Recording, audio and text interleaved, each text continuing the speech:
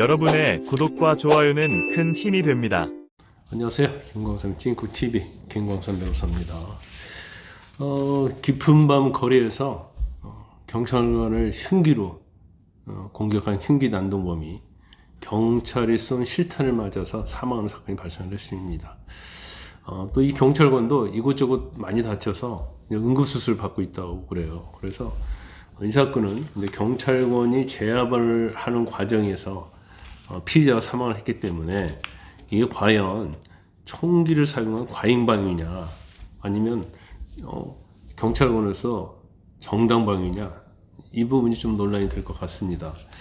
그 내용은 이래요. 26일 오전 3시 10분경에 광주 동구 금남로에 있는 교차로 인근 골목에서 광주 동부경찰서 금남지구대 소속 A 경감이 그 흉기 난동범이 휘두른 흉기에 2차례 찔립니다.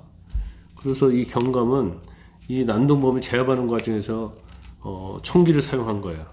그래서 실탄에 맞았는데 이 사람이 대학병원으로 이송됐는데 그날 오전 4시께 이제 사망한 사건입니다. 물론 이 경찰관도 목 주변하고 얼굴을 심하게 다쳐서 응급수술을 받고 있다고 봅니다. 처음에 시작은 이 경감이 동료 승객 1명과 함께 여성 2명이 귀가 중에서 신원 불상한 남성에게 쫓기고 있다, 이런 내용의 119 신고를 받고 출동을 해요. 그러다가 출동을 했는데 그 난동범하고 거리에서 딱 맞닥뜨리게 된 겁니다. 그러니까 난동범이 종이 가방에서 흉기를 꺼내서 난동을 부리면서 경찰관을 계속 위협하는 거야. 그런데 이제 경찰관이 그냥 총을 쏜 게 아니에요. 여러 차례 고지를 합니다. 흉기를 내려놓으라고. 그런데도 이 난동범이 흉기를 내려놓지 않으니까 먼저 테이저건을 쏜 거예요. 근데 테이저건이 빗나가니까 방법이 없잖아요. 근데 공파탄을 발표를 합니다. 이게 경찰의 어떤 제압하는 매뉴얼에 나와 있는 거 그대로 한 거예요. 여기까지. 그런데도 이 사이에 오히려 이 난동범이 경찰을 공격을 합니다. 그러다가 이제 둘이 뒤엉키게 된 거예요.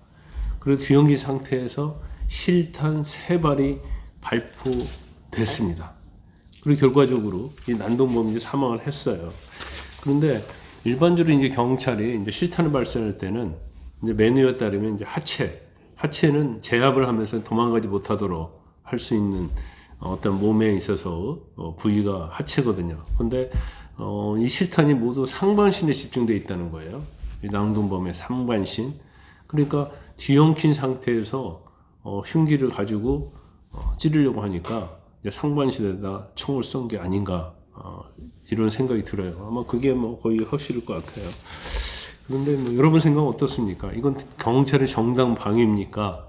아니면 과잉 진압입니까? 저는 이 정도 되면 이제 정당 방위라고 생각해요.